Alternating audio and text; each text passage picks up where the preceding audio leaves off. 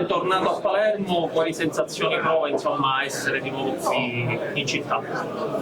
Prima di tutto questa città mi ha sempre dato gioie, perché quando sono arrivato tanti anni fa la squadra era in Serie B come attualmente si trova, avevamo fatto un grandissimo campionato, però alla fine non siamo saliti in Serie A proprio all'ultima domenica.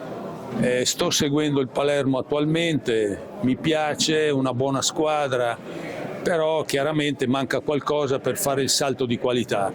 Glielo auguro, perché io amo questa città, perché è bellissima, dove ho tanti bellissimi ricordi e anche amici.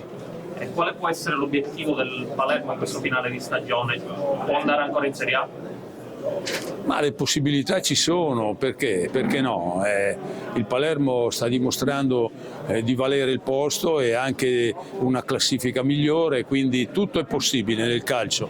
Bisogna sognare, il Palermo deve sognare e fare il possibile per vincere, per andare in Serie A.